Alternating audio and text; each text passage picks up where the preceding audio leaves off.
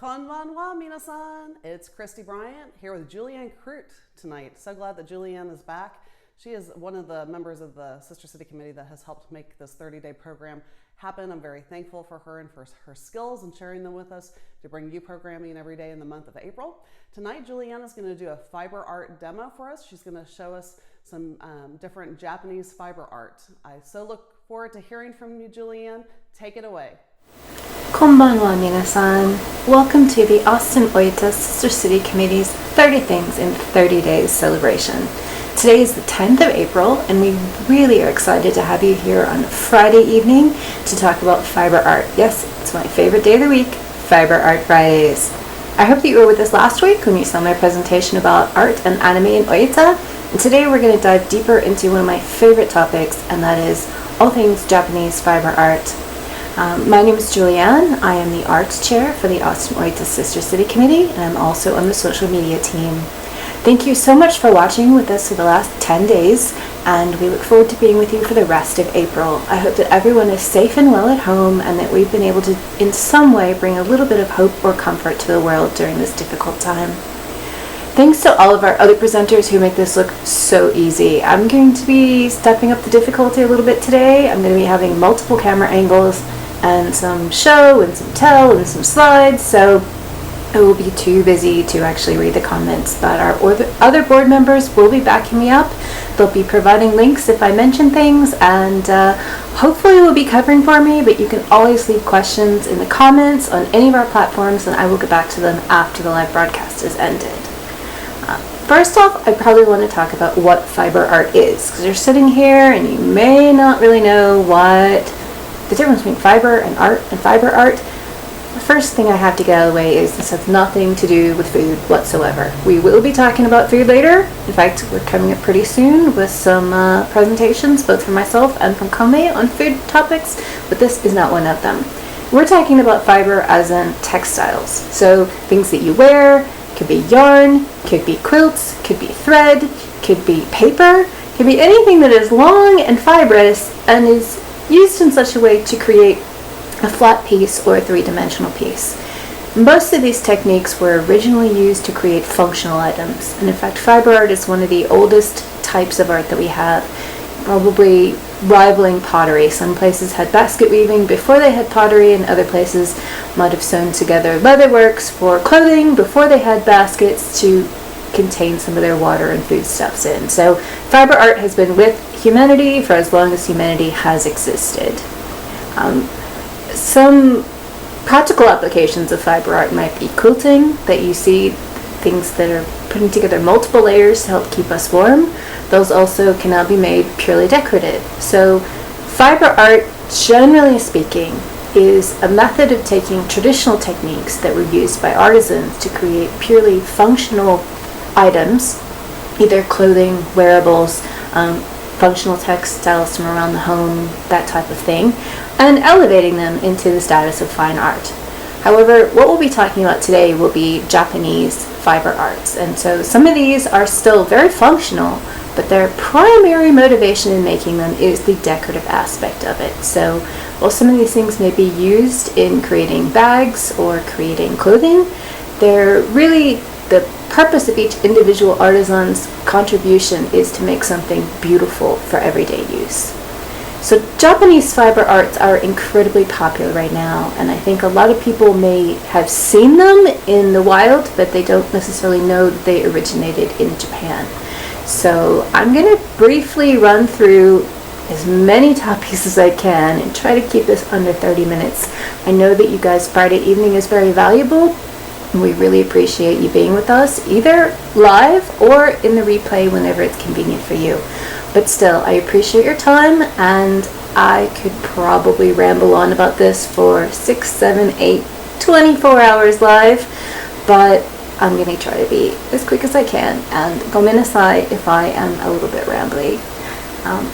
One of the things in Japanese fiber arts that's very popular right now is dyeing. So I'm going to switch over to my slides. Give me a second. There, you should be able to see the slides now. And I'm going to go through the slides, and then I'm going to interject a little bit with some of the examples that I have from my personal collection. And I'm also going to be bringing out some actual demonstrations of some of the basic things that you could try at home with very simple materials. So, like I said, one of the first topics that is very popular right now is dyeing, and natural dyes in particular.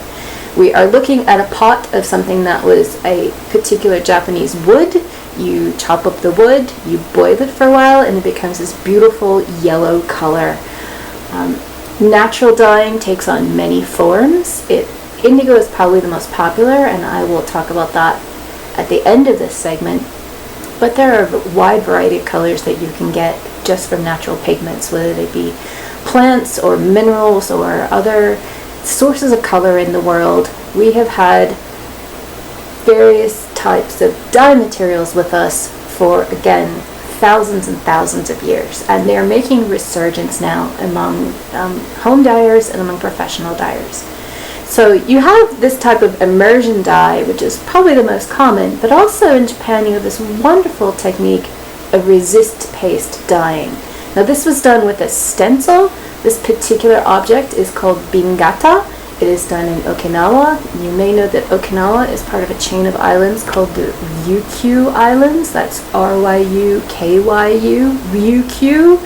That is right next to Kyushu, which is the island where Oita is located. So there is a lot of overlap between the Ryukyu and the Kyushu styles of fiber art. So I apologize, I have a lot more examples from Okinawa because my sensei is from Okinawa and several of the people that I study with are from there. But all these techniques can be found throughout Japan, and particularly in the Oita area as well.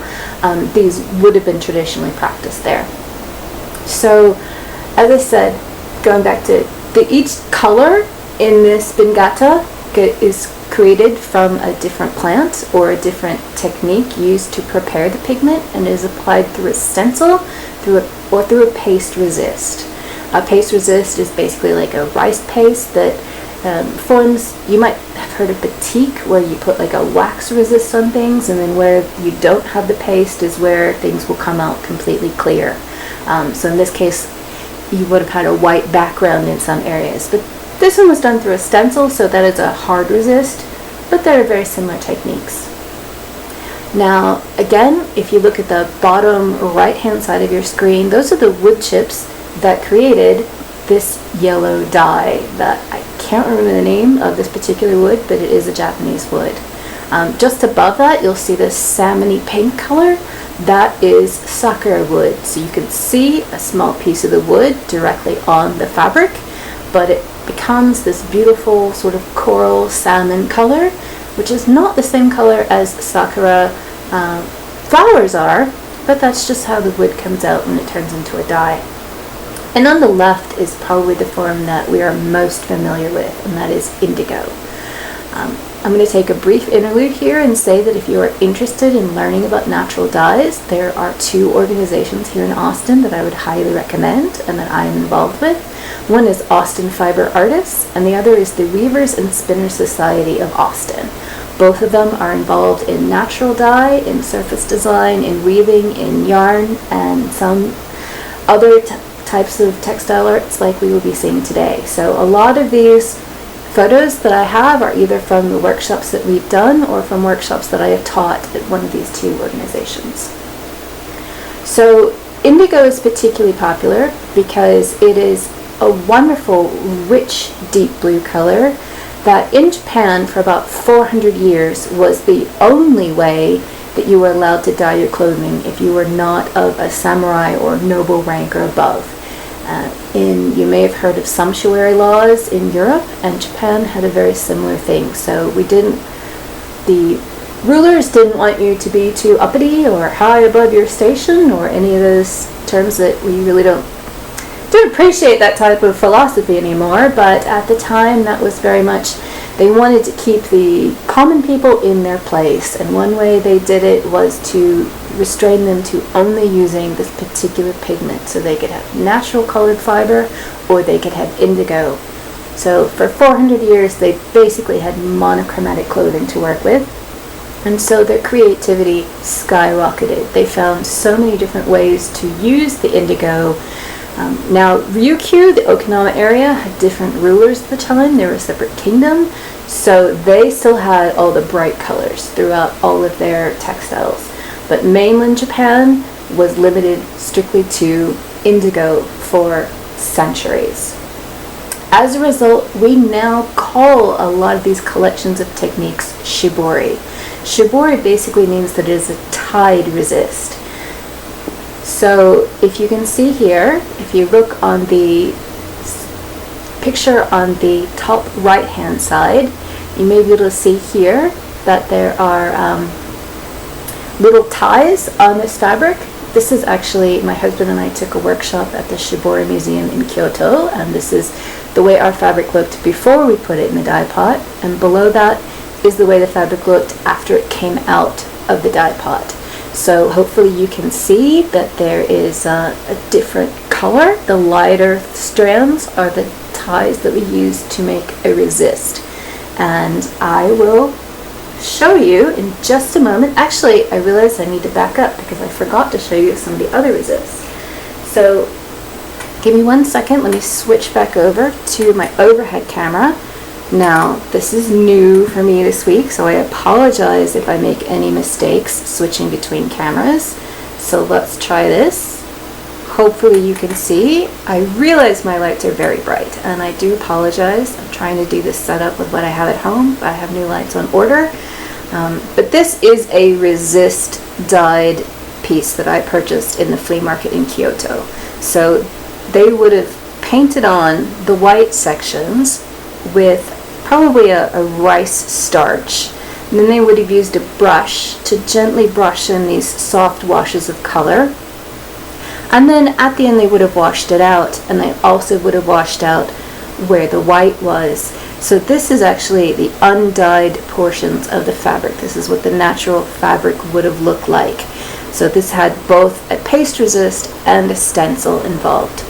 So sorry, I should have showed you that a minute ago. Now let me show you. Let me switch back over here. I'm going to show you some Shibori pieces that I have, including that one. We'll start with the one that you just saw all wrapped up. And this is what it looks like after it's been opened. So go back to the slide. You see that bundle that had all of the little tiny threads that were stitched up in different places, and there we go. You see the little threads that were all stitched up in many places, and now you can see this is how it came out after it was dyed. We've got these flowers here, we've got teeny tiny little dots. I don't know if you can see, but this actually has a slight raised texture to it. Let me see if I can hold it up in the light a different way. Don't think you can really tell, but when you touch this, this is not completely flat. Let me pull out another one of my Shibori pieces that I purchased, and maybe you can have a little bit more of a sense of it. So back in the slides for a second, you see this red on the left. That is this piece here, this one. And you can see that this actually stretches open.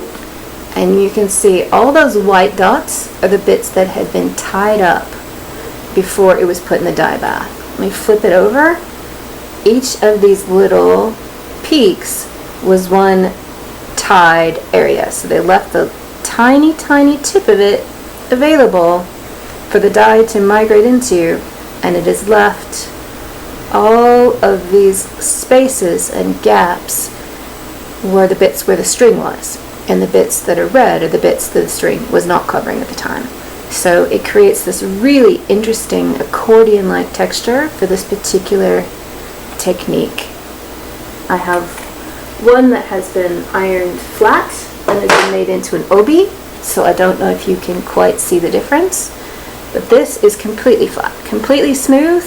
There's no texture to it whatsoever. It has been ironed and steamed, but you can see these little squares are how it turns out where the tie resist was. Now, you're probably thinking tie resist and dye. This sounds kind of familiar, doesn't it? Isn't this tie-dye? Well, yes. Many cultures around the world had different techniques involving string or yarn tying techniques to create different shapes, and that is the origin of what we in America now call tie-dye. It's exactly the same thing. Now let me show you some books that I would recommend. These are all going to be on a document that I will provide a link to later. Here, let me turn it around so that you can read the title. This is a handbook of indigo dyeing. It has indigo techniques from all around the world, but you can especially see some of the ones where they have really tied up the fabric quite tight, and there are all the different techniques in here. This is exactly the same one where they just tied it in a very long spiral at the top, and I'm not sure if you can tell from, obviously it's a flat image, but these are very tall areas. The top is where they'd had like a little washer or something in there to create a flat circle, but until this is opened up and steamed out, it creates this puckered effect, and if you leave it like that, it'll stay there indefinitely. But if it does get wet, if it gets washed, it will flatten back out again. So the only way that you can keep some of this texture is to not wash it, basically. You can't dry clean it, you can't anything. So a lot of these textiles are now incredibly inexpensive just because they are so difficult to maintain and launder. Let me pop you back to the slides for a second because I need to clear off my table, and I think it's a little bit easier for you to look at the slides for a second. So a couple more books that I will show you quickly. Sorry, like I said, there's a lot of moving parts here, and I'm really unfamiliar with this setup. So here's two more books that I would really recommend. Again, these will be on the supply list or the recommended list. Here's just some more samples of things that you can do with the variety of shibori techniques. Now, like I said, we use the term shibori, but honestly, there are 50 or 60 different techniques. This is wrapping it around a pole, like a PVC pipe or a broomstick, and then running the string along it, and then when you unwrap it, it creates these undulating waves that are a bit like an ocean. So this one in particular was done using indigo or an indigo colored dye, but as you can see, you can use any kind of color in shibori. It doesn't make it not shibori. Shibori is about the technique of the tying and the resisting rather than which particular dye is used.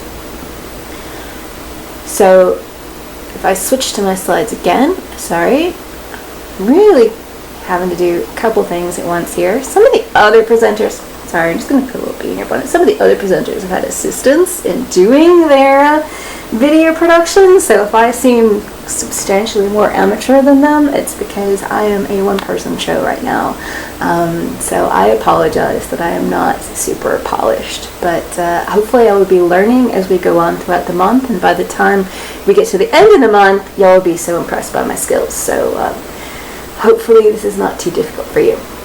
But if you look at the photo on the left, you will see some of the names of other types of shibori. So there's clamped shibori, there's the pole wrap shibori. They all create different patterns at the end. There is some very simple indigo kits that you can purchase sometimes at big box craft stores, but also sometimes at Jerry's Artorama carries it, once by Jacquard. Now with indigo dyeing, you do have to dip several times. It may look like it's one deep solid color after dipping it in a dye one time, but honestly a lot of that dye is still not chemically bound to the fibers yet. And so if you look at the photo on the right, which is from a market in Kyoto, you'll see a range of colors, and so some of those may have been dipped one time for a lighter blue. Sometimes it takes up to 30 or 40 times to get a deep navy that is almost black. And so the kits that you can buy that are the simplified version, so you see a photo of it here. Konya is not one of the ones that you can purchase, but I was just showing this example that you can go and just buy them off the shelf. It has instructions and it has all the supplies that you'll need, and it's about $15, so you can get started with indigo dyeing at home very simply, but it's not going to be the super top quality indigo dye that you would have if you started from scratch and, did all the fermentation yourself and had a live fermented vat and things like that. So if you do try one of these easy beginner kits, don't be too hard on yourself if you get results that are a bit more of a medium blue. That's just because the way that they've made it easier is by skipping a couple of steps, and because of that you're not going to get the super professional results. So now I need to go back and check my outline here and make sure that I am hitting all the topics. I think I've covered everything that I wanted to cover with the subject of dyeing. Now I'm going to move on to the subject of weaving. Weaving is very popular in America right now. Again, I've mentioned the Weavers and Spinners Society, and let me take you over to, there are two particular types of weaving that are popular in Texas right now, that have been taught at a number of the guilds, or that they have dedicated studios specifically for. This is only a small sample of Japanese weaving techniques. I'd just like to say there are so many of them, and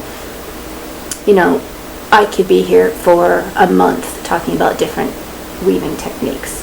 So let me move on to some of these examples. Oh, and I just realized I'm not really giving you the full screen of my slides here. Let me see if I can adjust that a little for you. Is that better? Is that a little better? I hope so. I hope that's, well, sorry. This is probably the best I can do. I don't want to stop and have you watch me do tech support all day. So weaving, again, was another way that they had of making very complicated patterns using the monochromatic color palette that they were permitted. So this particular style of weaving, the threads are dyed individually with resists tied into them, so that the threads will be multicolored. They have been spaced and measured in such a way so that then when you weave them up, they are already, the pattern comes out in the weaving process. So we in Austin were very fortunate to have a weaver and a dye instructor named Shireen Kirchhoff of UQ Heritage Textiles. She's based in Houston and Anchorage, Alaska, but she is a many generations along the line of an Okinawan textile family. And in fact, my favorite story of hers is that she knew that she wanted to study from her grandmother, and the apprenticeship was 7 years, and so she knew that when her grandmother turned 100 that maybe it was time to start that apprenticeship, and the grandmother made it to 109, so she did complete the 7-year apprenticeship.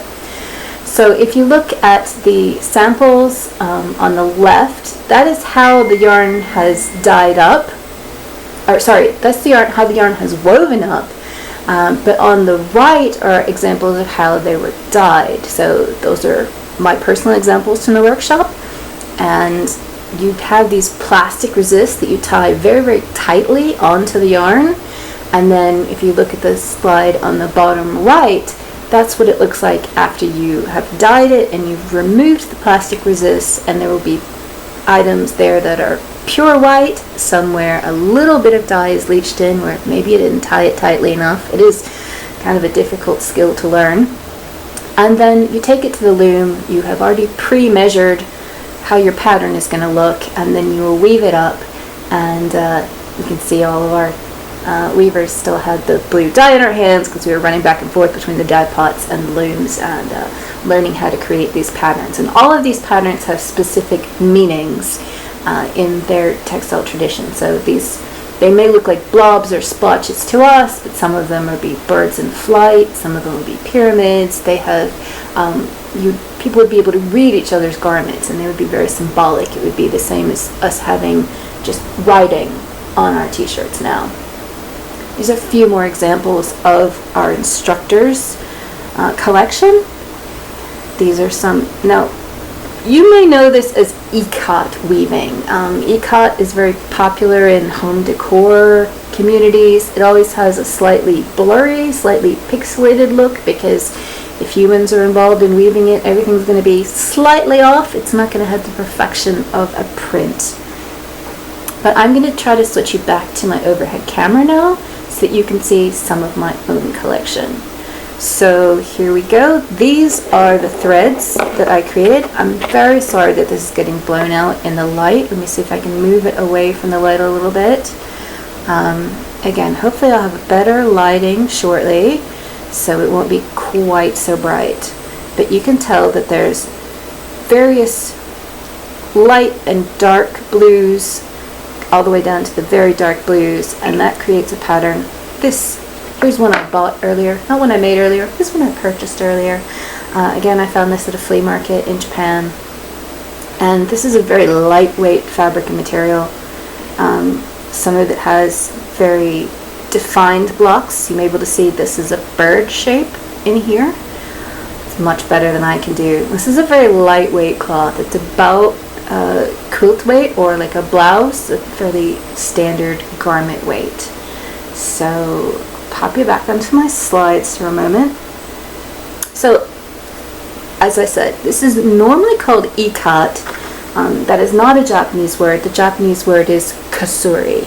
But generally speaking, if you talk to weavers in English-speaking countries, they're more familiar with calling it ECOT. Now, I'm just going to briefly show you another type of textile. In this case, I'm really just showing off because I own it. So I'm excited. It's one of my favorite pieces to have collected. This bright, shiny fabric is Nishijin Ori. So this was from Kyoto. I'll show you the back. Now remember I said that the common people would have had indigo fabric, and that would have been all. Well, the nobility could have had anything. All the way up to the emperor, anything would have gone. And so this was originally created by putting real gold and real silver on paper and cutting it very, very, very thinly, and then weaving that pattern inside the textile. Nowadays, these are made out of nylon, and they're made of metallic fibers, and they're mostly used in kabuki and no theater, so that you can tell that in the candlelight this would be incredibly shiny, and it would be very exciting, catch the audience's attention. But this is not really from the Oita area, but you will certainly see it. I don't know if you saw the 5 minutes in Oita little overview video. If not, I highly recommend you go back and watch it again. But in their outdoor theater, you will see costumes made of this type of material, so that it's easier for the audience to see in candlelight or in low lantern light. Put you back on my slides for a second. There is another type of Japanese weaving that is quite modern, and it is called Saori no Mori. Now, ori is one of the words for weaving or textiles, and this is a tradition that is more free-form weaving as a form of meditation. And it was invented in the 1960s by a woman named Misao Jo, based in Osaka. There's also studios where you can learn it all over the world, including 3 here in the Austin area. So what you're looking at on the right is a textile that I created. I'm going to show you from the other camera now so that you can see it live. The point of Saori is a form of meditation. You are going to experiment with color, you're going to be able to freely express yourself, and you're also going to be very mindful. Ooh, sorry, the camera does not like that. My apologies. The point is that you can have a type of moving meditation. So it is not just a technique for creating cloth, it is a process for creative expression and for also getting in touch with certain aspects of yourself and your mental health. So again, this is very, very popular. This is a modern Japanese technique again. So this is not something that you have seen in tradition, but it is very popular in the West, especially with weavers, especially because it's quite easy as well. It's designed, the looms are designed to be easy for people who have mobility issues, and I find it an absolute pleasure to work on. There's not very many rules. In fact, someone will say there's no rules, but basically as long as you're making whatever it is that you want to make, that's okay. So it is very beginner friendly. Now I'm going to move on to Japanese braiding, which is called Kumihimo. Let me again see if I can do something about making this slide a little bit larger for you. I had this set up properly, and then I had moved the scene, and no, I guess it just does not want to change for me. So sorry if you are seeing strange little gray bars on the outside. We'll just pretend that that is a cool background, okay? So back to Kumihimo topic. So what you're looking at is a bin full of braids, flat braids, that again was in a flea market. I love my flea markets in Japan. I spent way too much money, as you may have heard last time. Way too much money every time I go to Japan. But these are flat braids that are called obijime, and they are used for tying over the top of an obi to help secure an obi and as a bit of decoration. So I am going to let you have a look at this one. This is just one of the many that I purchased. And again, most of these are vintage. They are a little bit difficult to launder and maintain. And very few people are wearing formal kimono anymore. They wear them for special occasions, but they don't wear them on a daily basis, certainly not the very fancy ones. So some of these are just a little bit too fancy, fine, showy even, for everyday wear in Japan right now. And so these can be bought in flea markets for, I think this was a few dollars, $3-4. And I have several sets of these. So these are about 5 feet long. They're just meant to tie around the waist one time. And as you can see, if I return you to the slides, you can just find boxes of them and pick them up in any color, any obi that you may have. You can find an obijime to match it. But the braiding process, I'm going to put you back here. The braiding process is known as kumihimo, and I should have gotten you a photo of the way that they do it in Japan, which is these huge, I'm not sure if there's anything in this book, but they are huge looms. No, this is the easy beginner style instead. They have huge looms that are to make the flat type, like the obijime, and it's an amazing process. And if you're interested in that type of thing, I can link you to some of the videos that are on YouTube where they're showing you how they're made. But the smaller ones, the rounder ones that you may be familiar with, I did have one, here we go, whoops, this is a round braid that is made of metallic and black fibers, and it has just been turned into a pendant necklace. So the square ones are made on a really big loom. The round ones are made on basically it's a circle that is suspended in the air. Not in the air, but it's on little stilts. And so there's a hole in the middle, and then you have your threads coming out from the top of it. It's kind of hard for me to explain. Very few people in America or in the West will use those. Instead, we have these little guys, which are foam. Some of these are from the dollar store in Japan, Daiso dollar store. So these are literally $1. You can buy a pack of several of them online or at big box craft stores. Just look for Kumihimo discs. So we don't have the things that take up a huge, 15 inches of, where are my hands? 15 inches of space, and then are, yay high and kind of a small stool size. We just use these much smaller, lightweight masks, or discs, foam discs, but they can create the exact same result. In fact, you don't even have to have the foam disc. Austin fiber artists, we often teach young children, and we use, this is just a piece of cardboard that I pulled out of the recycling. And this is the same, this is called a 7-strand braid.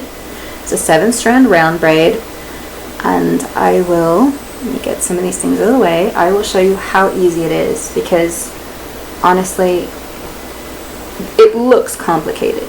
The complicated part is all in how it's set up. So if you get a book that gives you the patterns, all you're doing is starting with a particular configuration of your yarns or beads set up in a particular way.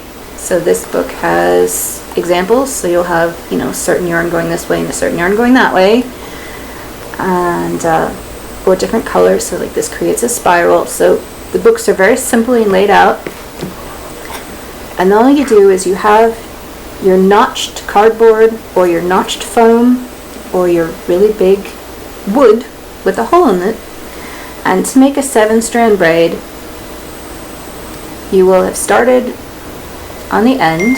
Let me see if I can show you here. This took me about 10 minutes to create. You'll see this is exactly the same shape as this. It's a little thicker just because I used a heavier weight yarn. This is more of a beading thread, and this is just a plain regular acrylic yarn like you would have at the craft store. So that's the only difference in the size. You'd use the exact same size of disc or weaving strata surface. So the way you make a 7-strand braid, or most Kumihimo, they'll have different patterns based on what you're trying to achieve. So the book will tell you, like, you use certain different notches. You'll see how some of these have, this one has 20 notches, and you can create more complex patterns. This one has about 40 notches, and again, different patterns.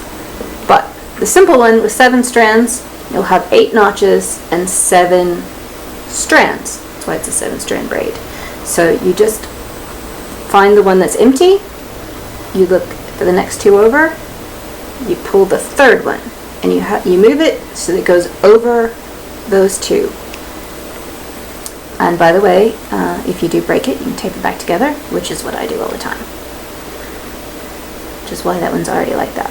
So again, here's your empty spot. 1, 2, pull the 3rd, up, and over 2. The only difficult part about this is making sure this goes in with a fairly decent tension. You want your disc to ideally stay flat. It may not be completely flat, especially if you've accidentally torn through it at one spot. But you want your disc to stay more or less flat. You don't want things puckering too much. And that is it. That is the entire braid. Empty spot, skip 2, find your 3rd, raise it up over, and tuck it into the slot. Every so often, you will have to unwind your tails, or you can get small bobbins so that these tails are not long and loose. And that is absolutely all there is to making a 7-strand braid. You can do this, you can make miles of it, you can make belts or shoelaces, very popular. It's an incredibly strong braid. The reason why people spin yarn into multiplies, or they create braids, or have multiple strands in rope, is so that you get much more strength. So you could possibly snap one thread just by yanking on it. You see, probably not this one because it's acrylic. No, but this one actually is multiple strands put together. But it would be possible to break maybe one strand, but if you have 8 of them all braided together, you can tug and tug and tug, and you're not going to be able to break that. So these both have a decorative purpose, and they're very they're much stronger, and they can be used for functional purposes as well. So I hope that has been a bit of an introduction to Kumihimo. Now, like I said, that's very popular right now. It's very common for children. You can find Kumihimo supplies at places like Target and many of your big box craft stores. So now I'm going to move away from braids for a moment, and let me put you back on my slides for a second, because we're going to talk in a totally different category. We're going to talk now about stitching and about some ways to attach one kind of fabric to another. There we go. Sorry, I'm still getting used to this multiple camera setup, so I do apologize, but I am not the most proficient yet. So the first thing we'll talk about is running stitch embroidery. You may have heard of this as the term Sashko. It is not Sashiko, it is Sashko. Sashko is also a girl's name in Japan, so you may hear of various women named Sashko, and then you go up to them and you ask them if they know about Sashko embroidery, and in my case you just embarrass yourself because they don't know what you're talking about. But look at this example that we have here on the right. This is a photo from a flea market. It is just a very basic curtain that they have done a simple running stitch that is just up and down in a specific pattern. And they change colors, they change shapes, and that is all there is to it. It is just a running stitch. Unfortunately, while I do a lot of Sashko myself, I generally have given it away as gifts, or it is currently on the wall, and I can't really show you examples without tearing my house apart. But let me see if I can show you this book now with some other examples. So I can recommend about 8 or 9 different books right now, but this one in particular has a lot of patterns. Now this one is even for machine embroidery.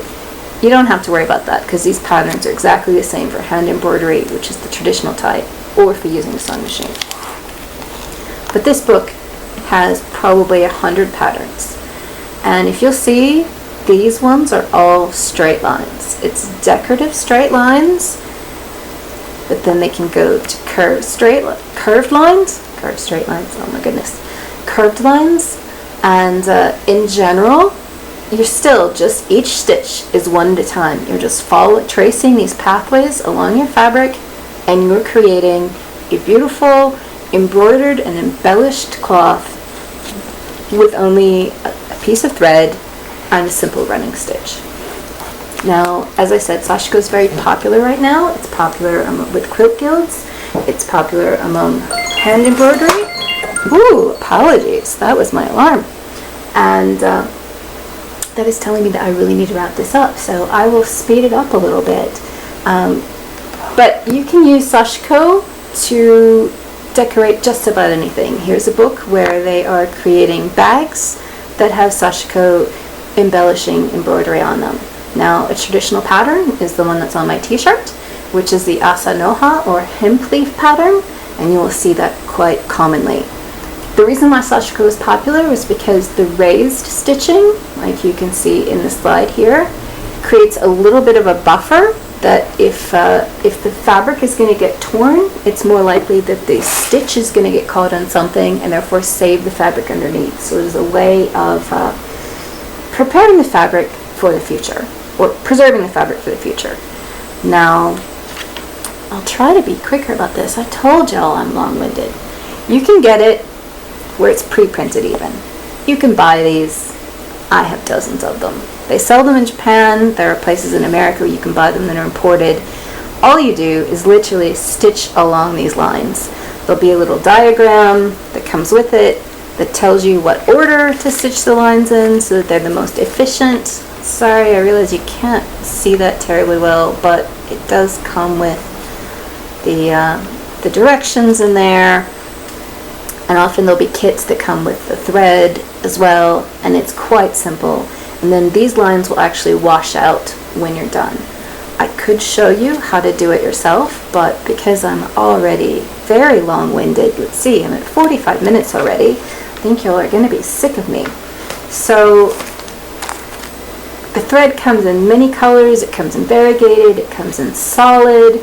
It is a little bit different than American or Western embroidery thread, and it is a single ply, but it is thicker ply than just a single strand of normal embroidery floss. So you may want the specialty Sashko thread if you want the thickness that you will see in traditional Japanese Sashko. However, it's not necessary. You can use perlé cotton, you can use 2 strands of regular embroidery floss. Any of those things will work. It's really more about creating your own designs just using simple thread and fabric. So moving on just a little bit from Sashko, I'll just show you quickly that here's the stores where they have all the patterns in Japan and all kinds of the threads and the yarns, and everything's quite inexpensive, and you can get all of this in the United States as well. But once you've learned the basics of Sashko, another popular thing that we're going to end with tonight is called boro. Now, boro is the subject of visible mending. So it's like adding patches onto fabric, but you can see the patches. They're creating layers upon layers. They're reusing textiles, but they're doing it in such a way that they're not trying to hide the fact that it's been repaired or mended. Boro are cloths that have been worn as garments, repurposed into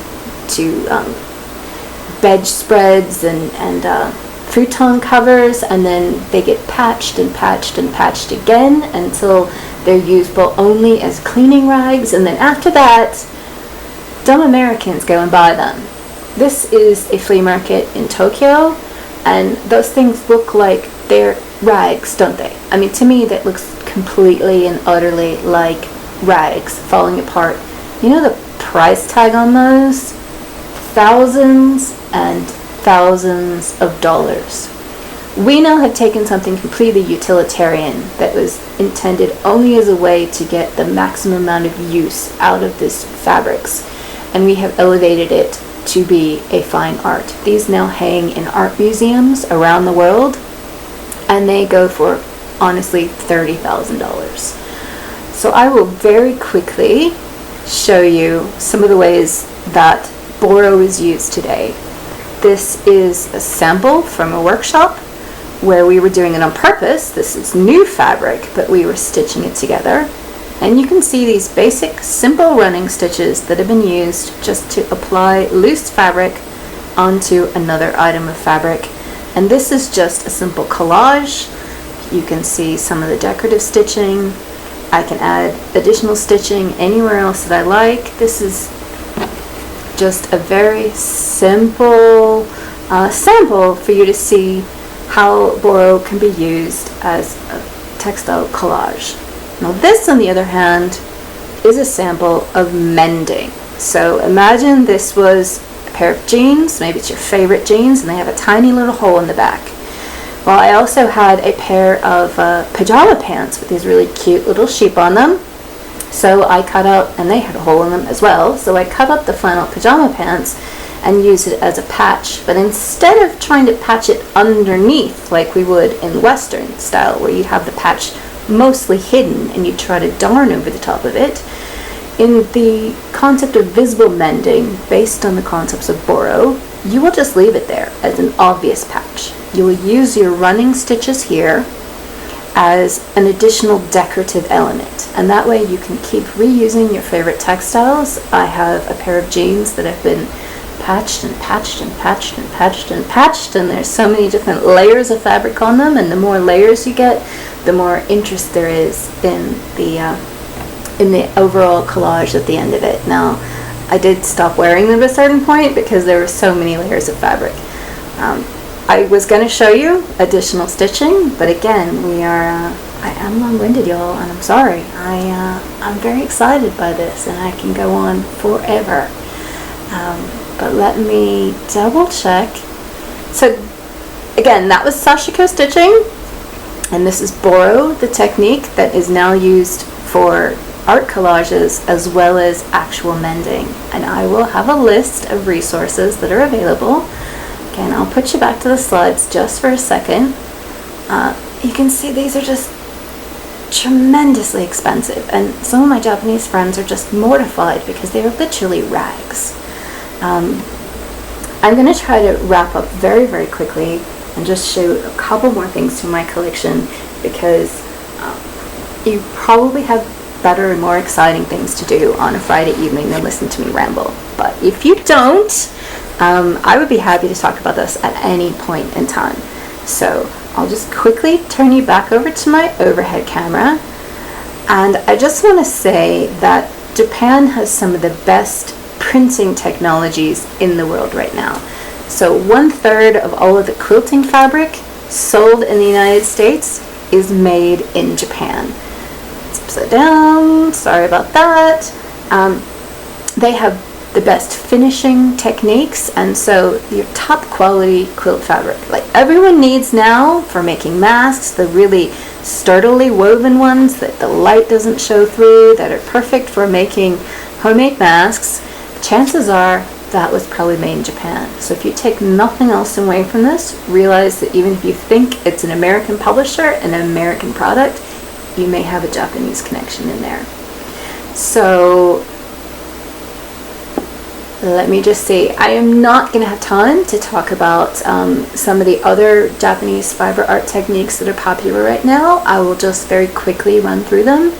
Upcycling and repurposing of garments, especially traditional kimono garments, are very popular. There's some gorgeous silks that have been around for decades. You can buy them at flea markets inexpensively. You can buy them in the United States from importers. These usually have a small stain or flaw that the Japanese consider them unwearable. But in the United States, we can reuse them, we can cut them down into children's garments, or we can just use the fabric for other purposes. I will provide those links. Tangerine Mountain is my personal favorite place to buy the imports. And also, if you go to Japan, I can tell you where the flea markets are. Just ask. And there's my alarm again. Oh, sorry. I am definitely running over time. So, we will be having an origami workshop coming up later this month, and we will be talking a little bit about some of the Japanese paper, and I also can do any type of paper making, dyeing, bookbinding. You can repurpose origami paper, such as these earrings by Pretty Kiku, which are available at Kinokuniya Bookstore here in Austin. I would also like to tell you that there are a variety of local Austin teachers for this. All the techniques that I've mentioned, I can give you a list of people who teach these techniques, or I teach these techniques. Obviously I'm not great at video, but if you'd like me to try to give you a video tutorial in any of them, I can do my best and keep us all entertained during our period of lockdown. I would like to give a big thank you to all of our sponsors, and especially to Tokyo Electron, because Tokyo Electron has hosted fiber art shows and Shibori shows in the past. So they are one of the places within Austin that really appreciates fiber art, and for that, domo arigatou gozaimasu. You can follow me online on Instagram and Twitter as Kintsugi Style, or the Sick Chick, or Juliann in Japan. Those will all be available in the document that hopefully by now someone on the board has linked into the chat. I will see you next Friday, where I'll talk about furoshiki, which is how to use fabric instead of wrapping paper, or to create improvised bags. And tomorrow, please tune in for Austin Taiko. Thank you so much. Thank you so much for spending this time with us. We really appreciate it. And thank you to everyone who has helped make these 30 things in 30 days happen. So thanks again. Good night. Thank you, Juliann. That was beautiful. Tomorrow, join us for Austin Taiko. The Austin Oita Sister City Committee would like to thank our sponsors: City of Austin Cultural Arts Division, TEL, First Texas Honda, Best of Austin Living Team at Keller Williams Realty, Bruce Gardner Insurance and Investments. This project is supported in part by the Cultural Arts Division of the City of Austin Economic Development Department. Thank you to Austin and Oita City Hall and staff. Thank you to Austin Sister Cities International, Sister Cities International.